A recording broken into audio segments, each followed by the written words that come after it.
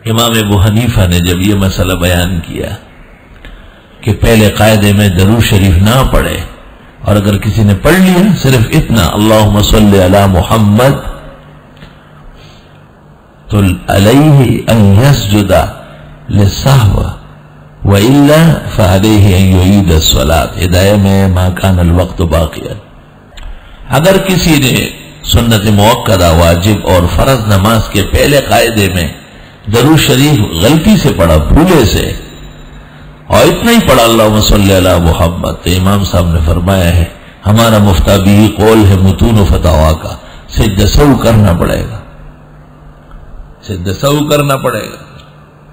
تو امام ابو حنیفہ نے خواب دیکھا حضرت رسول مقبول صلی اللہ علیہ وسلم تشریف لائے اور فرمایا واہ ابو حنیفہ، جس نے مجھ پر پہلے قاعدے میں ابو رسولو کے بعد درود پڑھا ہے، آپ نے اس کو سجدہ سہو کا کہا ہے؟ حضرت نے فرمایا جی حضرت۔ کیوں؟ کہا انہو سہا کا، امتی ہو کر کے آپ کو بھول گئے، بھول کے پڑھ رہا ہے۔ وَأَمَّا تَعَمُّدًا فَمَا قَرَأْتَ وَمَا قُلْتَ، اور قصداً تو سوال ہی پیدا نہیں ہو سکتا، نہ آپ نے پڑھا ہے اور نہ آپ نے کہا ہے۔ فَتَبَسَّمَ رسول اللہ صلی اللہ علیہ وسلم وَدَعَا لَهُ بِبَرْكَةِ الْعِلْمِ، دیکھیے ابن عابدین فتاوی شام جلد اول سجود سہوا، میرے پاس جو دو فتاوی ہیں شام کے، ایک میں 176 صفحہ ہے، ایک میں 186 صفحہ ہے، ایڈیشن بدلتے رہے، سجود سہوا بحوالہ الخیرات الحسان فی مناقب ابی حنیفہ النعمان لابن حجر الہیتمی، وہاں سے لیا ہے ابو حنیفہ کا خواب۔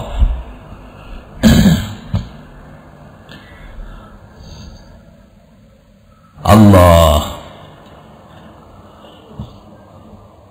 ہمارے استاذ محدث العصر شہرۂ آفاق محدث حضرت مولانا یوسف بنوری مرحوم، جو فقی بھی تھے، مفسر بھی تھے، عالمی ادیب بھی تھے، اور ولی باصفا کامل و اکمل انسان، انور شاہ کے علوم کے امین، حضرت نے فرمایا میں جب مصر گیا فیض الباری اور نصب الرایہ چھپوانے کے لیے، تو وہاں مصر میں ایک اور عالم ملا، ان کے پاس بھی حضرت شیخ الہند کی سند تھی لکھی ہوئی، اور میرے پاس مولانا انور شاہ صاحب کے قلم سے لکھی ہوئی سند تھی، لیکن جب دونوں کو موازنہ کیا تو میری سند غلط معلوم ہو رہی، اور اس شخص کے پاس جو شیخ الہند کی لکھی ہوئی تھی، اس نے خود لکھی تھی، وہ صحیح تھی۔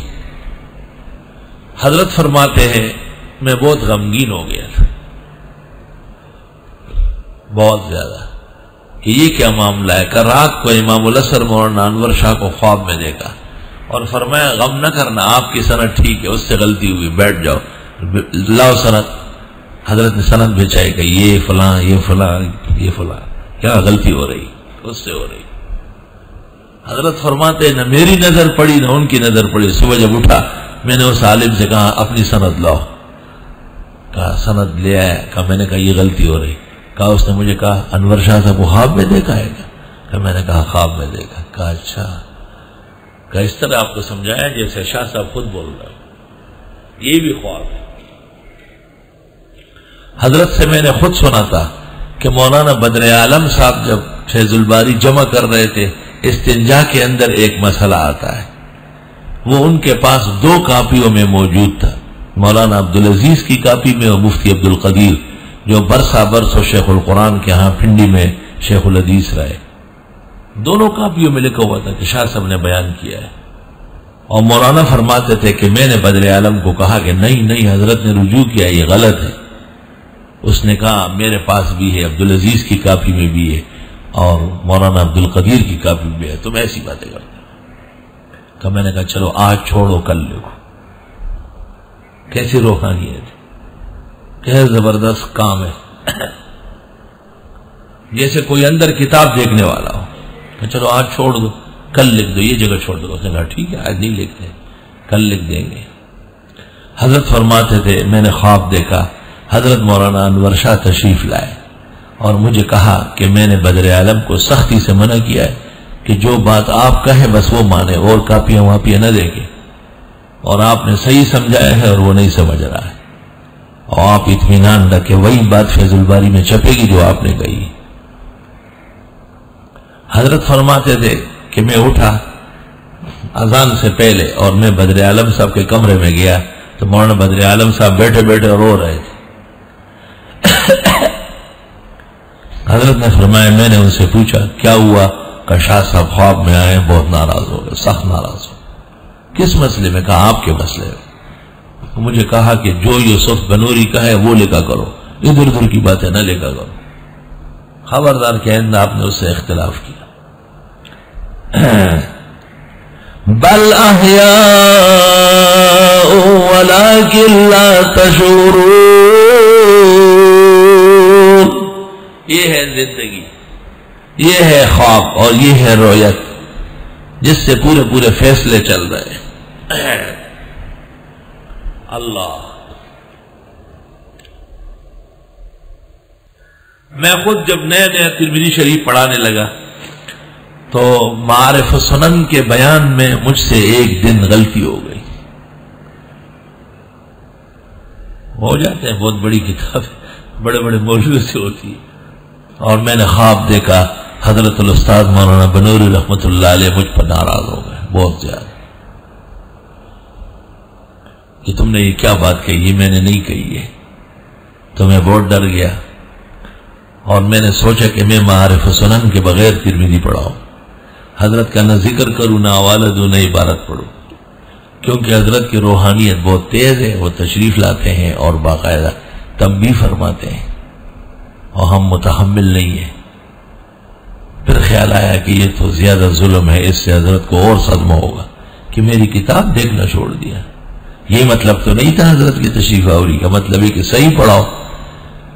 تو میں باقاعدہ رات کو معارف سنن کا خلاصہ ترمذی کے حاشیے پہ درج کر لیتا تھا، پورا ایک ایک لفظ دیکھ کے جیسے کوئی امتحان دے رہا ہو، اس خوف سے جیسے حضرت مولانا بنوری پیچھے کمرے میں سن رہے بالکل۔ اور صبح درس ترمذی میں سب سے پہلے معارف سنن لفظ لفظ حرفن جو کا تو پورے توجیہات کے ساتھ مضبوط جم کے بیٹھ کر پڑھاتا تھا۔ کاش کہ اس سال کے طلباء کو خیال ہوتا اور وہ جمع کر لیتے۔ اور میں نے ایسا اہتمام کیا کہ خود میرا دل خوش ہوا کہ حضرت کی تشریف آوری اور تنبیہ سے مجھے فیض ہوا اور میں اب اس کتاب کو خوب پڑھا رہا ہوں۔ ایسا لگتا تھا کہ ترمذی کے بجائے معارف سنن کا درس، اور تبرک اور تیمم کے لیے وہ نسخہ دیکھتا تھا جو حضرت نے مجھے دورے کے سال دیے ہیں، وہ دیکھتا تھا۔ حالانکہ اس کے بعد بہت اعلیٰ اور محقق نسخہ ہے، منا وہ جو شیخ نے دیا ہے وہ دیکھوں گا۔ اب مجھے یہ خیال نہیں تھا کہ اس کا بھی کوئی بدلہ ہوگا۔